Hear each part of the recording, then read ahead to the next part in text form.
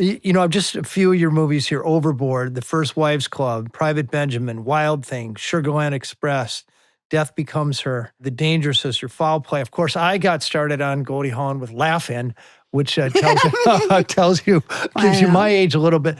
But how do you have this fantastic Academy Award, and you have this fantastically successful professional life in Hollywood? You raise a successful family. You start this great foundation that transformed hundreds of thousands of children's lives. But you're in Los Angeles, and Los Angeles is famous for caring about status and what have you done for me today, and backstabbing.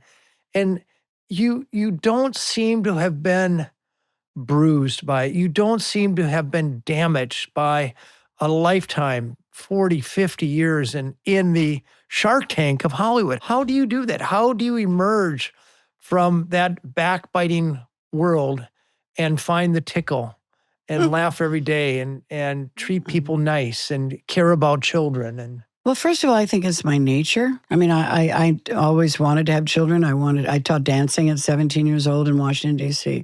But why are you not tarnished from it? I could say because I wouldn't allow it. Because people weren't always nice to you. I remember you told me about your first audition. I have many stories I could tell you about people not being nice to me. I'll give you an example of my mindset. I was dancing in Las Vegas because I danced in Vegas for 4 months. And I was 20. And some guy tried to pick me up or something. And Shocking. Of course, I said, yeah, right. In Vegas, a dancer? Who do you think I am anyway? But literally, I turned him down very nicely, but I'm interested. And then he started blasting me. You don't know, whatever. And I've had that before. But when I went home, I wrote a poem about a sad man. I didn't take it personally. I just felt that he was a sad and angry man. And I put it on him, which means that I didn't take it personally, but I learned about that very much in my analysis, is that when people say they love you from their perspective. When people say, I don't like you, they don't like you from their perspective. They don't have your eyes. They don't know who you are. You are a Rorschach test, pretty much. You're someone people know from afar. You see them on TV. You project so many things onto other people that I never took anything what I would consider to heart, particularly negativity. I take happiness to heart. But people who are negative, it really is a part that says you don't have to live with that. And if you can't forgive, you can't move forward. And life is about solution moving forward. If we don't want to create a solution for your unhappiness, I can tell you, having a sickness is very scary. Having issues around your family orientation and things that are hurt, abuse, there's a lot of reasons why you can't find joy. So don't think that I've got some insensitive idea of what it is to be hurting because someone's dying or because you might be dying.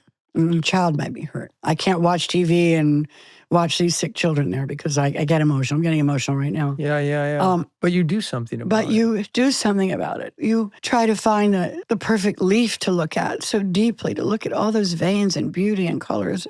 One time, a little bit off subject, I was going to do Town and Country. It was a movie that I did with Warren Beatty. And I was on the way to work and I was being driven. And I saw myself. We have metacognition, which means we can look at ourselves if we dare to. Now, I would dare everybody to look at themselves right in the eye or in the heart. And I would say, my eyes, and I noticed this, are dead. I'm dead-eyed. I was staring at nothing. I was just sort of, kind of, whoa, that's not good. I don't want to be dead-eyed.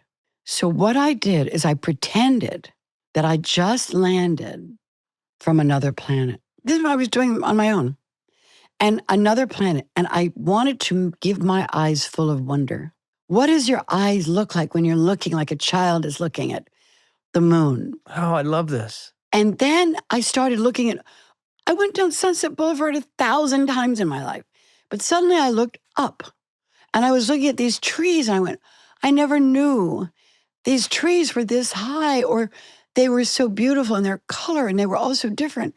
And I got into work and I walked in the makeup room and I went, hey guys, and I went, what are you so happy about?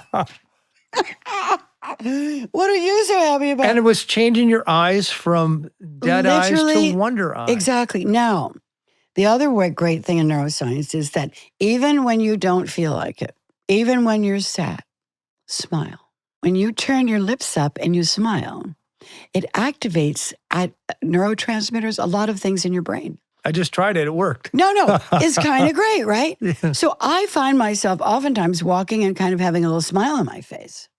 And I think that that's something to try, even with your children. I know you feel sad right now, honey, but if you smile, I bet you'll feel better. I bet you can do it. I bet you can't laugh. I bet I'm not. And next thing you know, Damn it. you have them laughing, because laughter is very powerful. But smiling without feeling it is amazing. Just the activity of that, but the body affects the brain. Do you have any other happiness hacks like that? These sort of simple things to remember when we're down that have worked for you or worked for others? Yes, there are a few things, but it really is shifting your focus, okay? And also to understand that you have a power that you don't know about. It is the power of your brain. It is the power of thought. They've done many things, and I believe in it, but prayer works. And when you focus on prayer works. You pray, Goldie? Yes, I do. And when? I pray when I want to help someone. Oh, somebody else. Huh? Yeah. So when I pray and I focus, and I did this with my son because he nearly died at birth. That's Oliver, my firstborn. And I don't understand it. I kind of do in a way, because we're just made of so many other things than just flesh and blood. But he had 40% chance of living.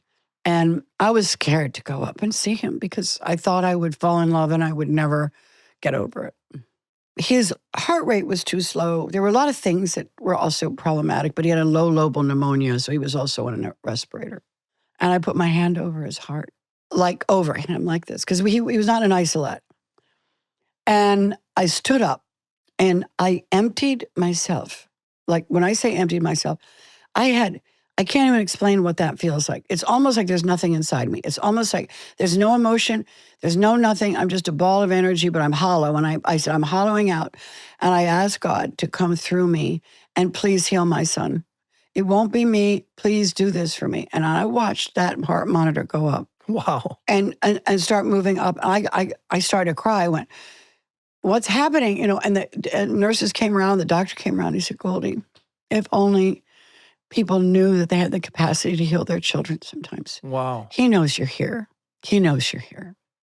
And then as it turned out that I couldn't feed him, I would take milk and then I would come to the hospital 3 times a day with fresh milk. And every time I came there, he was in his isolate and I would sing, Oliver Hudson. And then when I took him home, finally, after about 3 weeks, the neuroscientist said, well, we checked his brain. It's very advanced. She said, but one of the things that we could look at is that every time you came in and you sang to him, he heard you from all the way across the room and he turned his head towards your voice. I do the same thing. It's your superpower. But it's a superpower. But when we realize that, we do have superpower, I'm not saying we're all Superman, but I think that we actually do have a way. So what I'd look at is breath is one. Breath is very powerful, focused breathing. And when you do breathe through your nose, and the nose is better than the mouth. So if you breathe through the nose, hold it for 2, 3, 4, whatever, and let it go through your nose. Try to get all the air out of the bottom of your lung. And you can do it in increments. Hold it and then come up again. This activates or deactivates the amygdala part of the brain. That's the emotional center. And it calms you down. It takes a lot of stress away. Meditation, similarly, is quite beautiful. And there is following your breath and things like that. But active breath work is actually very powerful. Once again, it's scientific. I always thought winter is the most revealing season. Things slow down, the noise fades, and you're given space to think about what really matters. For me, that reset usually starts at my lake house in Wisconsin. Snow on the ground, coffee on the stove, long walks where the only sound is the ice shifting along the shore. It's where I go to begin again. When I travel later in the season, though, it's comforting to know my home isn't sitting empty. By hosting it on Airbnb, I get to offer someone else that same pause, that same feeling of a fresh beginning. Hosting fits easily into my life. It's simple, meaningful, and it helps carry that spirit of renewal and connection forward. Your home might be worth more than you think. Find out how much at airbnb.com/host. We've both studied the science of happiness, and there's reams and reams and scientific study and this jargon, positive psychology, positive affect, negative affect. You've given us 4 very powerful tools. Breathe through your nose. Find that spark of joy and that giggle inside of you. When you're down, make your face smile. And turn on your wonder eyes. I mean, these are 4. Honey, you're so crazy. Well, You've I'm got actually such a listening. great memory. You're like, I love it.